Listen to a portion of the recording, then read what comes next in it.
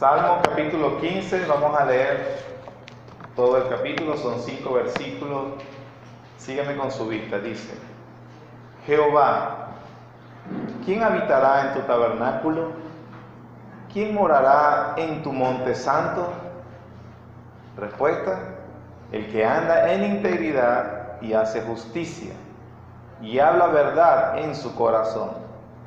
El que no calumnia con su lengua, ni hace mal a su prójimo, ni admite reproche alguno contra su vecino. Aquel a cuyos ojos el vil es menospreciado, pero honra a los que temen a Jehová.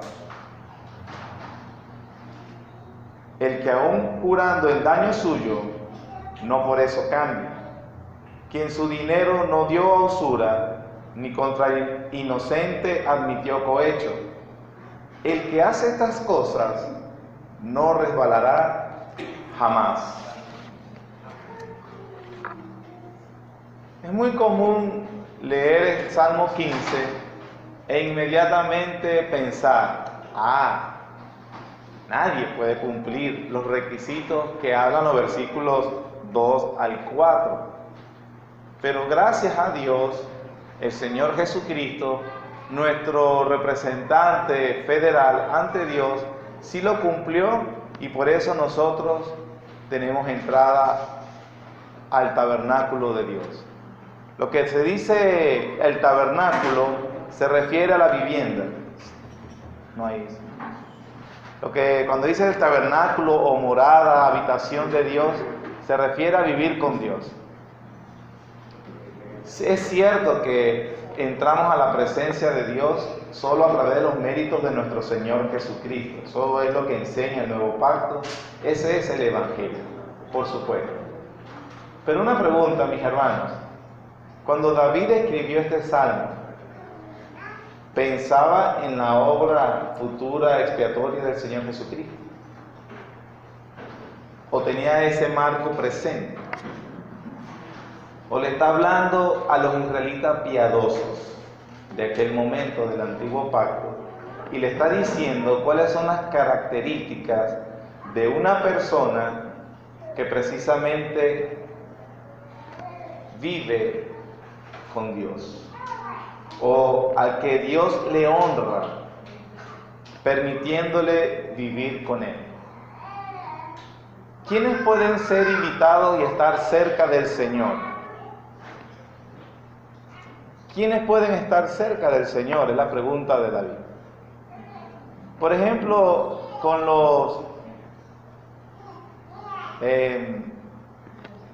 la cultura en aquel momento, los principios de hospitalidad. Ustedes recordarán que, por ejemplo, Lot prefería la deshonra de sus hijas a que se tratara mal a uno de sus inquilinos.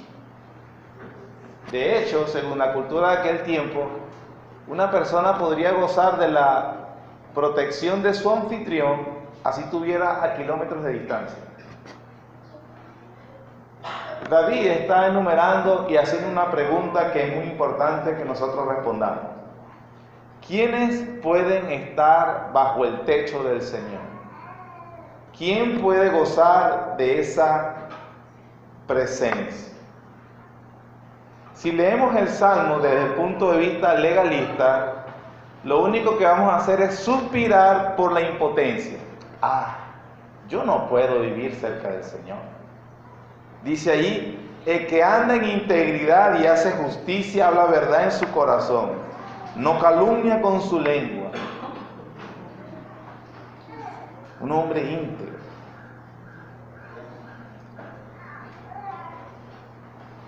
Pero David, hermano, está haciendo una pregunta realista a personas que en realidad gozan de la presencia del Señor.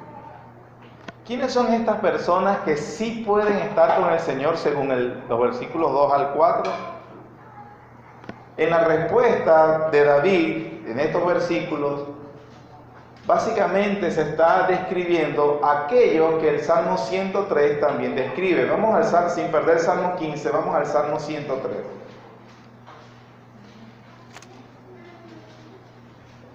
Versículos 17 y 18 dice: Mas la misericordia de Jehová es desde la eternidad y hasta la eternidad sobre los que le temen, y su justicia sobre los hijos de los hijos. ¿Sobre quiénes? Versículo 18. Sobre los que guardan su pacto y los que se acuerdan de sus mandamientos para ponerlos por obra. David simplemente está dando la respuesta, mis hermanos, que aquellos israelitas piadosos de aquel momento pueden vivir en la comunión del Señor porque ellos son fieles al pacto. Ellos son leales sinceramente al pacto que Dios había establecido con ellos. David está describiendo, así como el Salmo 103 describe, que esa misericordia, esa bondad, esa bendición inclusive de la presencia de Dios sobre algunas personas son sobre aquellos que guardan su pacto, sobre aquellos que le temen, los que se acuerdan de que hay ciertas condiciones, cierto estilo de vida, cierta manera de vivir la vida que Dios ha dispuesto para sus hijos. Y David dice, la Biblia dice, quienes guarden eso tienen la bendición de Dios. Eso es lo que dice el Salmo siguiente. O por ejemplo, lea sin perder Isaías capítulo 33. Si no lo encuentra, escuche por ejemplo. Isaías capítulo 33, versículo 14, dice: los pecadores se asombraron en Sión, espanto sobrecogió a los hipócritas. ¿Quién de nosotros morará con el fuego consumidor? ¿Quién de nosotros habitará con las llamas eternas? Versículo 15, el que camina en justicia y habla lo recto, el que aborrece la ganancia de violencias, el que sacude sus manos para no recibir cohecho. Cohecho significa soborno. El que tapa sus oídos para no oír propuestas sanguinarias, el que cierra sus ojos para no ver cosa mala. Este habitará en las alturas, fortaleza de roca será su lugar de refugio. Se le dará su pan y sus aguas serán seguras. Tus ojos verán al Rey en su hermosura. Una bendición, mis hermanos, que es la que está hablando el Salmo 15, que es la que está hablando el Salmo 103, sobre aquellos justos. Hemos estado entendiendo la definición bíblica de justos, ¿verdad? Esa bendición no la tienen los malvados. ¿Sabe quién es un malvado, verdad? Los pecadores. Estuve en cierta iglesia y prediqué acerca de los malvados, los escarnecedores, los impíos. Y les pregunté en una escuela dominical, ¿a quién se refiere el escritor en este momento? Todos dijeron al unísono, a nosotros. Entonces aquí no está la presencia de Dios, le dije, porque la Biblia dice que Dios no está con ellos, que Dios está con los justos, los rectos, los perfectos, los íntegros, los buenos, los menesterosos, los pobres.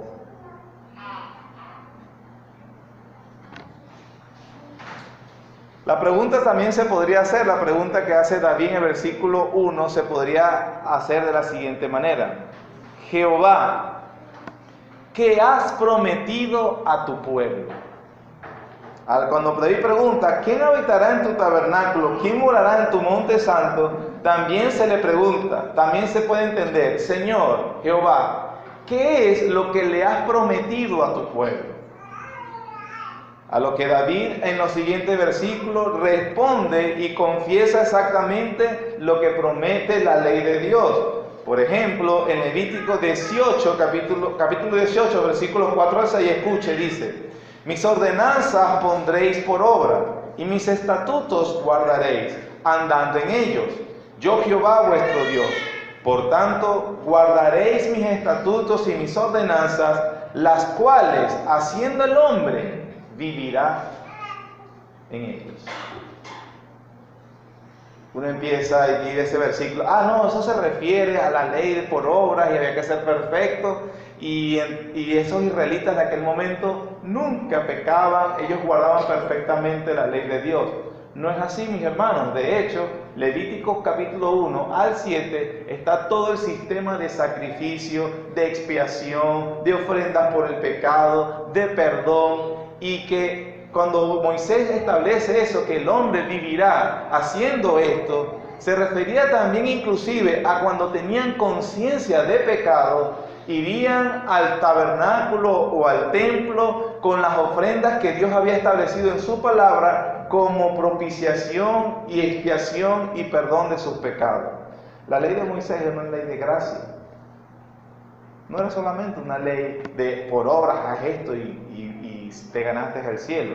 Era una ley de Dios condescendiente para decirle al pueblo cómo vivir, y que cuando el pueblo, obviamente consciente de que no lo había hecho como decía Dios, había también el propósito, la manera cómo acercarse a Dios, cómo pedir perdón, cómo encontrar arrepentimiento y cómo encontrar perdón de pecados. En el Salmo 15, David, hermanos, confiesa creer lo que lee el Levítico 18. Él confiesa que cree la promesa de Dios. El versículo 2 nos dice la respuesta a quién puede disfrutar de la presencia de Dios. Versículo 2. Vean, el que anda en integridad y hace justicia y habla verdad en su corazón. Uno dice, ¿cómo puede ser eso posible? Cuando el Señor se le aparece a Abraham, mis hermanos, le explica cuál es la clase de comportamiento que espera de Abraham. Y utiliza la misma palabra que utiliza David en el Salmo 2. Cuando dice el que anda en integridad, la palabra hebrea es tamim, que también en nuestras Biblias, en Génesis 17:1, se nos traduce, anda delante de mí y sé perfecto. Sé perfecto. Uno dice, Dios mío, ¿cómo puedo yo ser perfecto? En otras versiones se traduce de la siguiente manera, sé auténtico, sé verdadero. Otros prefieren traducir, anda con un corazón indiviso en mi presencia. Cuando la palabra del Señor entonces usa esta palabra para hablar de íntegros, de hombres perfectos, se está refiriendo, mis hermanos, a una persona que no tiene el corazón dividido en más de una lealtad. Su lealtad absoluta y única es el Dios de los cielos. Cuando la Biblia entonces habla de que tú seas perfecto delante de Él, o Él esperaba perfección de Abraham para con Él, le estaba diciendo que su lealtad máxima la tuviera hacia Él. Que no tuviera dos señores, ni tres, ni cuatro, por supuesto. Eso es ser perfecto delante de Dios. El Señor no quería ser servido por aliados cuyo corazón estaba dominado por motivos divergentes, como un hombre de doble ánimo que aplica Santiago, que es inconstante en todos sus caminos. Nuestros ojos siempre deben estar dirigidos solo a Dios y confiar solo a Dios. Eso es un corazón íntegro, no apartarse de sus caminos. Es algo muy diferente, hermano, tropezar en el buen camino. Ojo, una cosa es tropezar en el buen camino y otra cosa es andar en el camino equivocado. ¿Pueden notar la diferencia? Perfección o integridad en la palabra del Señor no significa impecabilidad. Ni Abraham, ni David, ni Noé Ni Job, a quienes se les llama en la Biblia perfectos e íntegros, eran impecables. Pero una cosa es tropezar en el buen camino y otra andar en el camino equivocado. Por ejemplo, el Salmo 19 expresa el significado de andar también en integridad. Por ejemplo, dice en el versículo 13: preserva también a tus siervos de las soberbias, que no se enseñoreen de mí, entonces seré íntegro, estaré limpio de gran rebelión. Para el salmista, ser íntegro era ser inocente de una rebelión contra Dios. No estoy, como el Salmo 2 explica, amotinado contra Dios. No estoy en una guerra campal de frente a Dios. No, hay pecado, pero no, ese no describe ni mi corazón ni mi andar de vida. Mi lealtad máxima es solo a Dios. Por eso le digo a veces que esta manera de pensar de las Escrituras, que no la tenemos mucho, causa un cortocircuito. Andar íntegramente con un corazón perfecto. ¿Quién puede hacer ese tipo de cosas? No decimos siempre que nuestras mejores obras son como trapos de inmundicia. No somos todos miserables pecadores, cucarachas que no tienen ningún tipo de valor. Ciertamente la palabra del Señor describe al hombre que no busca a Dios de esa manera, pero no describe a aquellos que están con Dios de esa manera. No lo describe así, hermano. A los que están con Dios. Lo que en la Biblia, lo que a un hombre le caracteriza como impío, no son determinados por pecados incidentales o incluso pecados graves. La Escritura habla de hombres de Dios que cayeron en pecados graves y muchos también incidentales. Sin embargo, hermanos, la gran diferencia entre un justo y un impío no consiste en que peca y no peca. La diferencia proviene de una actitud de la vida rotundamente contraria a Dios y su palabra. Es un principio de vida que es totalmente contrario, antagónico, enemigo de Dios. Ese en la Biblia es un impío, no el que peca. Los justos, dice la Biblia, caen 7 veces hasta inclusive y vuelven a levantarse. Con gran pesar los justos caen. Hay una diferencia en pecar con pesar y otra de que le gusta deliberadamente el pecado. Esos, dice Dios, no habitan con Dios. Ahora los otros sí están con Dios. ¿Quién morará en tu presencia? Esos, los que andan en integridad, los que no tienen un corazón dividido, parcializado. Por supuesto, hermanos, no quiero darle un malentendido. Los justos en la Biblia, como he dicho, no son impecables. La Biblia tampoco enseña que un hombre puede ser justo por sus propias fuerzas. Solo podemos ser justos delante de Dios por la promesa que se nos da en el Evangelio. Por fe el Señor nos regala e imputa la justicia y santidad de Cristo. El Espíritu Santo, en base al pacto de gracia, pone nuestros corazones bajo el imperio de la palabra del Señor. También nos inclina al temor del Señor para andar en el camino de los justos. Pero entonces, luego que el Señor nos alcanza con su Evangelio y transforma realmente nuestra vida, entonces nuestro principio, nuestra inclinación, nuestros afectos más profundos son descritos o son evidenciados por un andar de temor a Dios, aunque caigamos en pecado. ¿Me estoy explicándonos? Por ejemplo, vea lo que dice Ezequiel capítulo 18.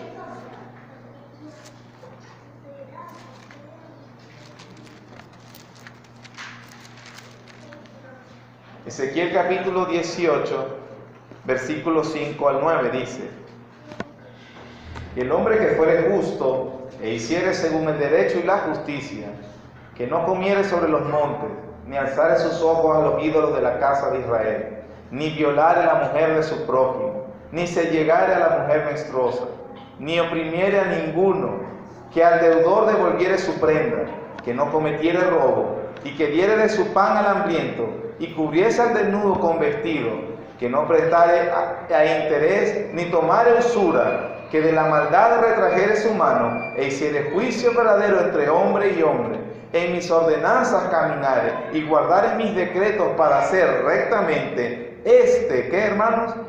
Es justo, vivirá, dice Jehová el Señor. Todo lo que ha descrito aquí es un resumen de la ley divina. O sea, esta persona está inclinada y tiene como principio rector la ley de justicia, la ley de Dios. Ese es un hombre justo. Vean, por ejemplo, capítulo 33, versículo 13 de Ezequiel.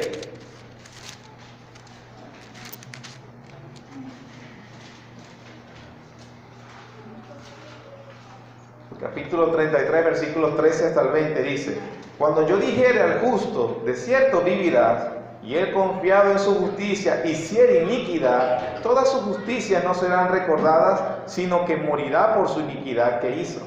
Y cuando yo dijere al impío, de cierto morirás, si él se convirtiere de su pecado e hiciere según el derecho y la justicia, si el impío restituyere la prenda, devolviere lo que hubiere robado, y caminare en los estatutos de la vida, no haciendo iniquidad, vivirá ciertamente y no morirá. No se le recordará a ninguno de sus pecados que había cometido. Hizo según el derecho y la justicia, vivirá ciertamente. Luego dirán los hijos de tu pueblo: no es recto el camino del Señor, el camino de ellos es el que no es recto. Cuando el justo se apartare de su justicia e hiciere iniquidad, morirá por ello. Y cuando el impío se apartare de su impiedad e hiciere según el derecho y la justicia, vivirá por ello. Y dijisteis: no es recto el camino del Señor. Yo os juzgaré, oh casa de Israel, a cada uno conforme a sus caminos. Así que la palabra del Señor define quién es justo y quién es un injusto.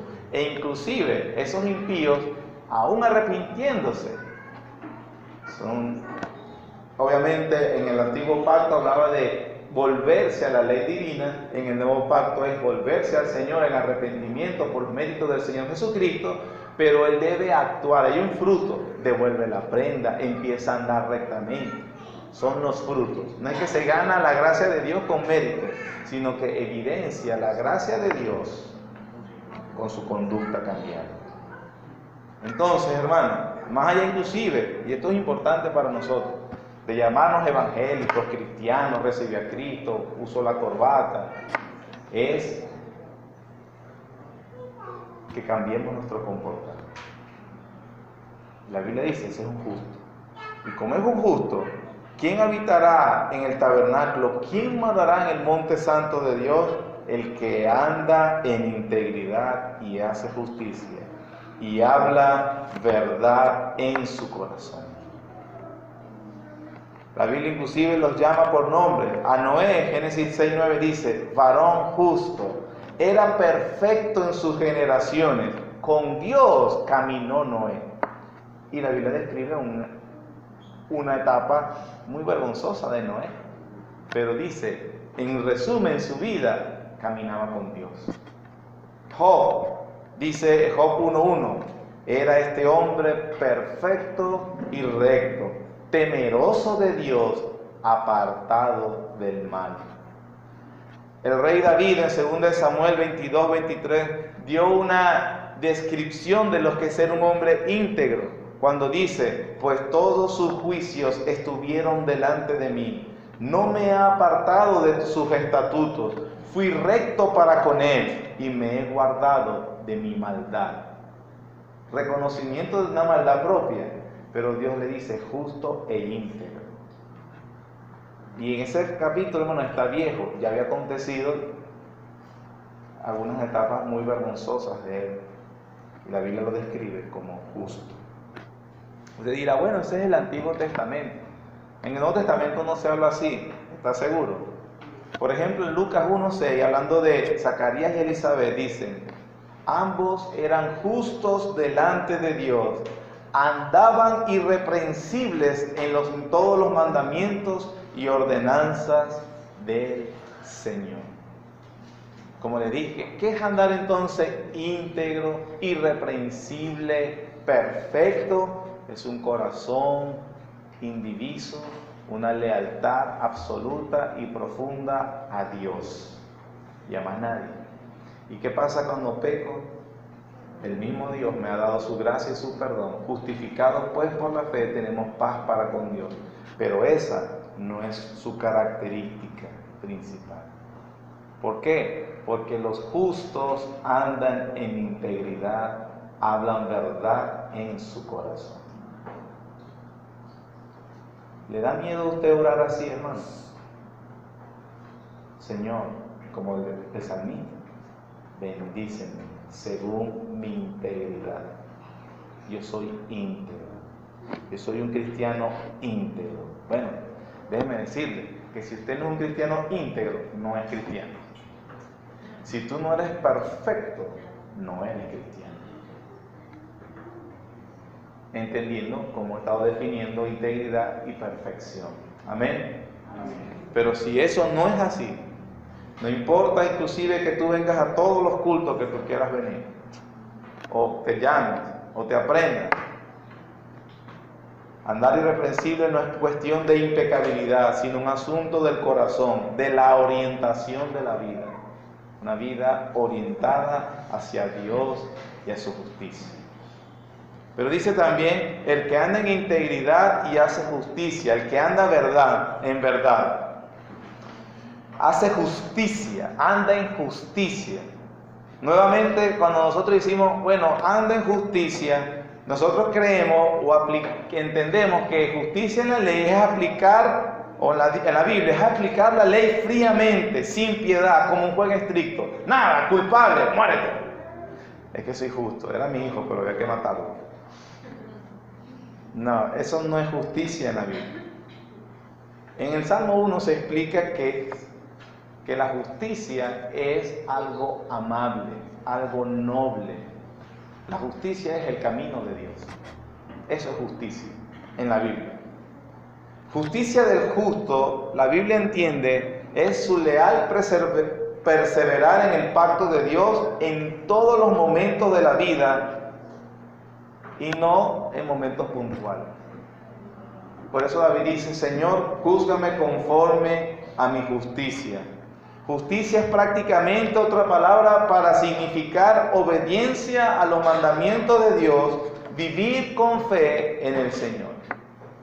Es más, manifestar obediencia es vivir en fe, porque creo, confío en lo que Él dice, voy a vivir conforme a eso. Eso es fe. Justicia y verdad en su corazón, como dice David en el Salmo, en el versículo 2, significa que es un hombre confiable, uno del cual no te caes, uno que cumple lo que dice, un hombre sólido. Es así porque él refleja el carácter de Dios. ¿Se recuerdan cuando hablamos, tú eres un Dios de verdad, tu palabra es verdad? Lo que está diciendo es que tú eres firme, tú no cambias, tú cumples lo que prometes. Bueno, como ese es el carácter de Dios, el que habita en Dios, ese hombre que habla justicia en su corazón, es un hombre, en verdad, hermanos, que usted puede confiar. O una mujer de la cual se puede confiar.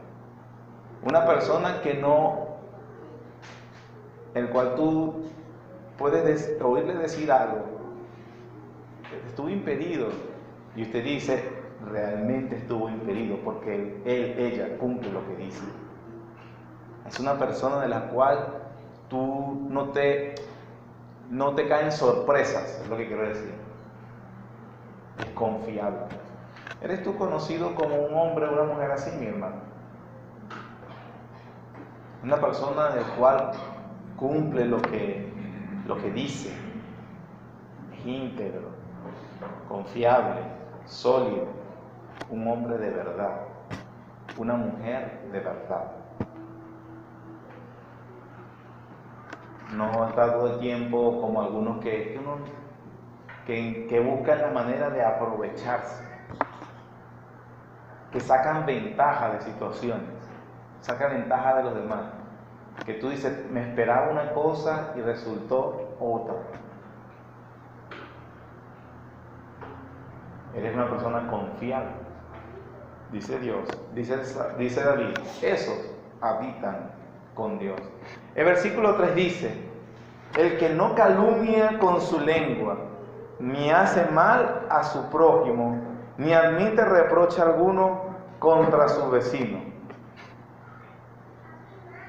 Naturalmente, ¿quién nunca ha ofendido con sus palabras?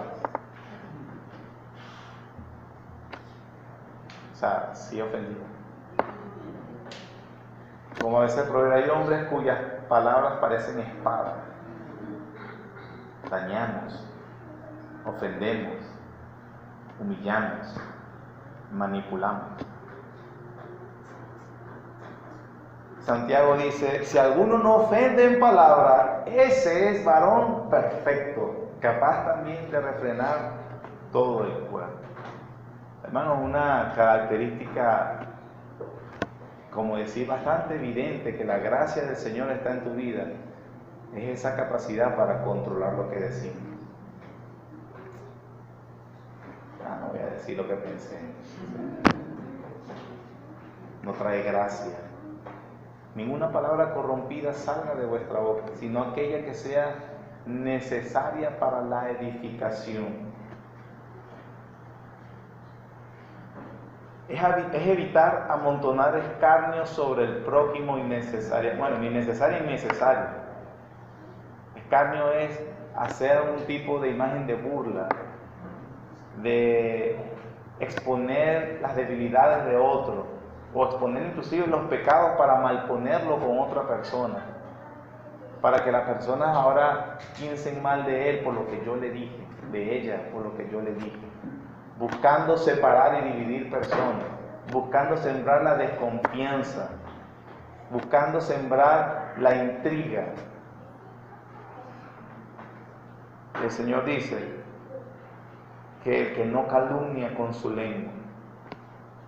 David mismo sufrió el escarnio preparado por su propio hijo Absalón, por ejemplo. Él terminó cuadrando el golpe que le quería hacer, precisamente adulando a las personas y malponiendo a su papá. Más que tú no tienes quien te atienda de parte del rey, quien me diera y yo velaría por tus problemas. Un lisonjero. Los ancianos que calumniaron a Nabot, por ejemplo, para darle sentencia de muerte para que Acab tuviera su viña. Y usted dirá, sí, en el Antiguo Testamento. Y hoy, por ejemplo, cuando se utilizan las redes sociales para burlarse de otras personas. Y esto no lo digo en el mundo incrédulo, los cristianos, para burlarse de otras denominaciones, o malponer, ridiculizar. A veces me impresiona, por ejemplo, hay pastores muy conocidos en las redes, que todos han escuchado, han visto, han leído sus libros. Hablo de John MacArthur, John Piper, y bueno, latinos, Miguel Núñez, Sugel Michelén, y muchos otros. Y siempre hay alguien que pesca una frase que no debía haberla dicho, o un versículo no tratado con la profundidad teológica, y empieza a escribir para malponer a estos hombres, que yo en lo personal considero a todos ellos y muchos más una bendición para el pueblo de Cristo, independientemente que no comparta todo lo que dicen ni todas sus posturas. Pero hay que tener de verdad discernimiento para primero reconocer a alguien como un hombre de Dios, un siervo de Dios, que ha servido más para el beneficio del cuerpo de Cristo, ya sea de habla inglesa o ya sea latinoamericano, y a veces ponerse en la tarea de pescar una frase maldicha o algo, porque no son perfectos y sí se equivocan. Sí se equivocan. Y para malponer. Malvados, son personas malvadas. Malvados. Pero la Biblia dice, ¿quién es el que está contigo? El que no calumnia con su lengua, versículo 3, ni hace mal a su prójimo, ni admite reproche alguna contra su vecino. Versículo 4, hay que avanzar, hermano. Aquel cuyos ojos el vil es menospreciado, pero honra a los que temen a Jehová. ¿Quiere permanecer en la casa de Dios? Entonces usted y yo, hermanos, debemos escoger en qué posición debemos estar. Y el versículo 4 dice, hay unos viles, impíos, pecadores, y hay unos que honran a Dios. ¿Con cuál de ellos estás? Es impresionante, a veces yo he escuchado a personas que se dicen ser cristianos. ¿Sabes qué? A mí me gusta más estar con los mundanos que con los cristianos. Interesante, quiero decir. Le gusta estar más con mundanos que con... Pero el Salmo 4 dice que el vil debe ser menospreciado ante sus ojos. Y él ama o tiene una inclinación, un afecto a los que honran a Dios. Es que en la iglesia hay muchos hipócritas. Bueno, eso también lo hemos estado entendiendo, que inclusive no todos aquellos que se llamen cristianos o que pertenecen, vamos a decir, a la comunidad de la cristiandad, no todos son verdaderos cristianos, son impíos que están disfrazados de cristianos. Eso también debemos aborrecer. Cuando digo aborrecer es marcar esa distancia. Marcar esa distancia razonable. Usted dirá, bueno, si mi papá, mi mamá es incrédula, la debo odiar, no la debo tratar mal, la debo menospreciar, mi esposo, mi esposa. No estamos cayendo en esos excesos. Por supuesto hay un cierto contacto con personas no cristianas y debemos mostrar el amor de Cristo en cierto sentido, pero lo que tenemos que tener cuidado es que esas lealtades, así como hagamos un esposo por una esposa incrédula o por un esposo, o hacia un hijo, ese amor, hacia un padre, hacia una madre, ese familiar incrédulo, ese vecino, no puede nunca estorbar u obstaculizar su progreso en el Evangelio. Si usted empieza a percibir que eso lo que está haciendo es obstaculizando, usted debe distanciarse. Si eso es lo que le produce es algún tipo de retroceso, de cero avance, de impedir que usted pueda adorar tranquilamente a su Señor, usted debe entonces manifestar las distancias razonables me refiero. Una esposa cristiana debe honrar a su esposo siempre que su esposo, me refiero a honrarlo, es respetarlo, hacer todo lo que sea posible, mientras su esposo no comience a obstaculizar su crecimiento en la gracia y su obediencia a su mayor lealtad, que es Dios. Pero en el momento que esta persona o esta relación comience a obstaculizar el progreso espiritual legítimo, entonces hay que, un momento, usted no es dueño de mi vida en ese sentido, ni de mi conciencia, ni de mi corazón, ni de mis lealtades, mis lealtades. Esas las tiene Dios solamente. Como cuando me recuerdo, entendiendo más, bueno, si tu esposo o tu esposa no te deja venir a la iglesia el domingo, no venga, honralo. Entonces, bueno, honra más al esposo que a Dios. No puede ser. No, yo no soy tu esclavo, yo voy a honrar al Señor. Me voy. Que tiene que ser cristiano en ese momento. Qué doloroso. Pero la puerta está abierta. Las lealtades absolutas solo son a Dios, hermano. A Dios. No a ningún ser humano. Si el Señor rechaza a los impíos, nosotros, hermanos, como sus aliados, debemos mostrarnos solidarios al Señor, entendiendo lo que es rechazar. Saúl, por ejemplo, Samuel, el primer profeta, amaba a Saúl, pero fue desechado. fue desechado por Dios. ¿Y cuál fue la razón? Porque desechaste la palabra de Jehová. Jehová también te ha desechado para que no seas rey. Samuel después dijo, vuelve conmigo. Saúl le dijo a Samuel, vuelve conmigo a adorar a Jehová. Y Samuel, aunque lo amaba, le dijo, no, públicamente se apartó de él. Dios se apartó de ti, yo no tengo nada contigo. Dios lo había desechado.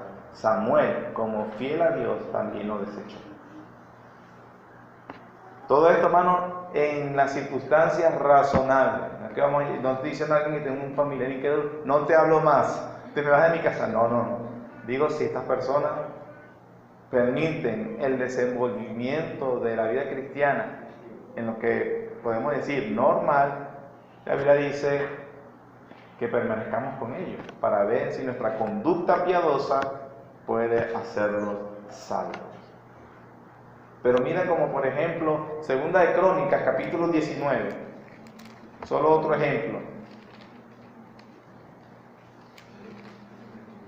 Josafat, que al principio era un rey piadoso, el reinado del sur, rey del sur, comenzó a emparentarse y a ayudar a Acab, el esposo de Jezabel, el cual era impío hasta los más impíos. Miren lo que le mandó decir el Señor a través de un profeta. Segunda de Crónicas, capítulo 19, versículo 1. Josafat, rey de Judá, volvió en paz a su casa en Jerusalén. Le salió al encuentro el vidente, es una manera de decir profeta, el profeta Jehú, hijo de Hanani, y dijo al rey Josafat, al impío das ayuda y amas a los que aborrecen a Jehová. Pues ha salido de la presencia de Jehová ira contra ti por esto. Esa actitud, mis hermanos, de tener una siempre condescendencia encubridora hacia los impíos. Hay que distanciarse. Eso aplica inclusive a algunos jóvenes, mis hermanos.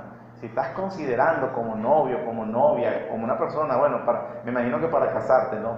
A un incrédulo.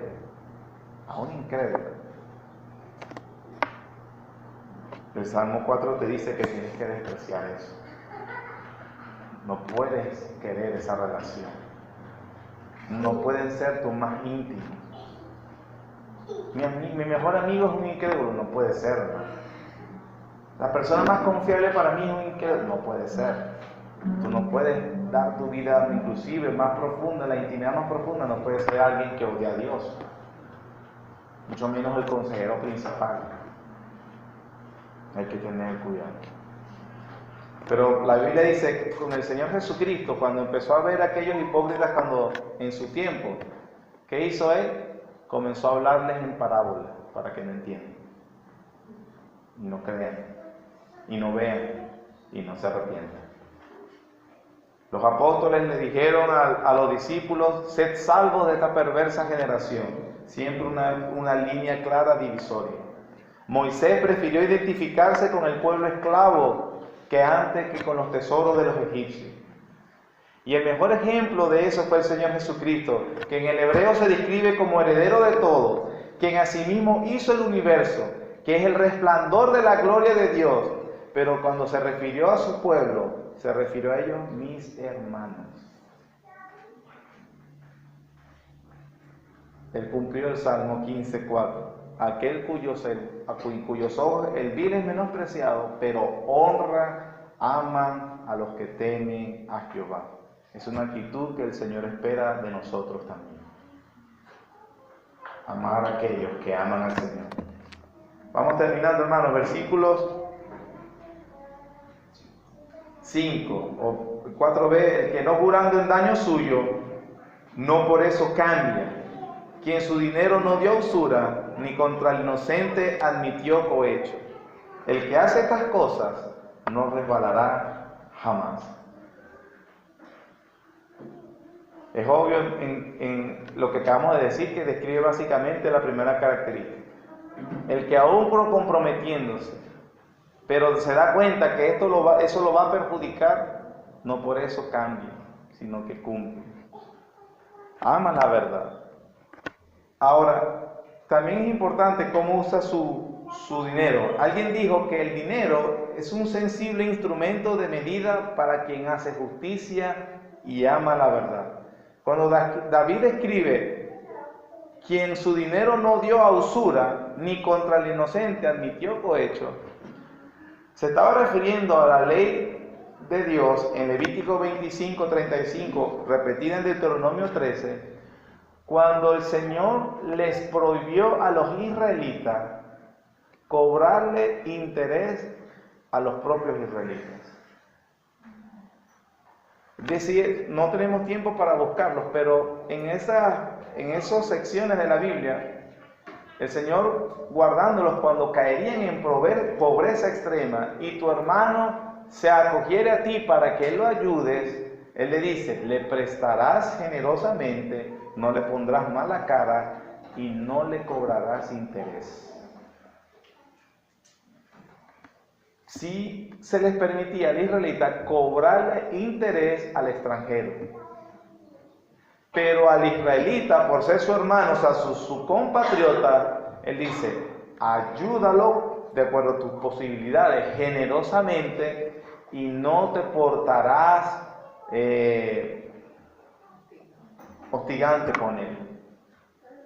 Lo ayudarás a que salga de su crisis.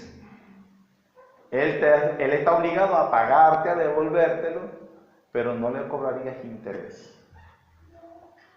Una actitud interesante para aplicarla en el nuevo pacto, mis hermanos, de esa ayuda generosa entre hermanos.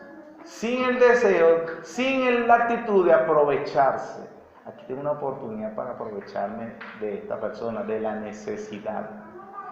Bueno, en tiempos que vivimos en nuestro país, hay oportunidades para ser generosos.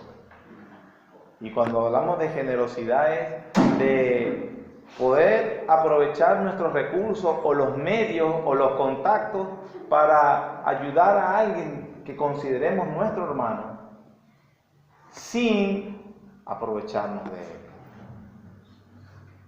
La Biblia dice, el que el dinero no dio usura, o sea, no le prestó con intereses, ni contra el inocente admitió sobornos. Como dice en Proverbios que el soborno ciega el entendimiento y estas personas a aceptar esos favores para emitir un juicio incorrecto estaba prohibido por Dios. Samuel dijo, atestiguar, si de alguien he tomado cohecho para cegar mis ojos con él, quien ha utilizado sus recursos o las oportunidades, o ha visto la crisis de alguien y se ha aprovechado de eso. Pero Dios dice, David, ¿quién habitará en tu tabernáculo y quién morará en tu monte santo, Señor? Aquellos que lo describen estas características.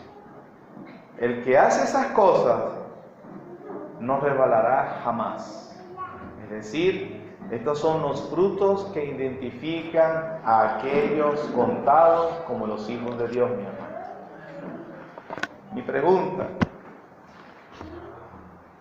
¿te caracteriza esto a ti, hermano, amado mío? Por favor, no estoy predicando una salvación por obras. Esto no se hace para ganarnos el favor de Dios. Esto es el describir de una persona que tiene el favor de Dios, que ha sido alcanzado por la gracia del Evangelio, que le ha sido imputada la justicia de Jesucristo, que le ha sido perdonado sus pecados, y porque ha sido transformado en su corazón e inclinado al señorío de Jesucristo y ahora a vivir rectamente, entonces él puede demostrar con sus frutos lo que hay verdaderamente en su corazón: integridad, perfección, dominio propio, generosidad, cero aprovechamiento de las personas, sus hermanos sobre todo. David dice, el que hace esas cosas está seguro. Por Cristo está seguro. Amén. Amén. El calor está fuerte, hermano. Mora. Gracias, Padre, porque en tu palabra, Señor, que nos permites meditar, nos ayuda, Señor, a entender cuáles son esos frutos que caracterizan a aquellos que han nacido de nuevo. Te amamos, Señor, y te adoramos. Permítenos, Señor, que en nuestras vidas, Señor, se refleje esa integridad, esa perfección, ese corazón indiviso. Ayúdanos. Es cierto, Padre, que pecamos. Es cierto, Señor, que fallamos.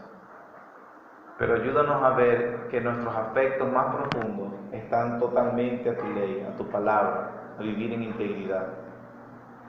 Y de esta manera, Señor, confirma nuestro proceder. Tenemos la mayor bendición de todas. Tú moras entre nosotros al vivir así. Te alabamos por eso, Señor. Y que nuestra integridad, nuestro andar piadoso y santo, te glorifique en todo momento. En el nombre de Jesucristo, tu Hijo amado. Amén.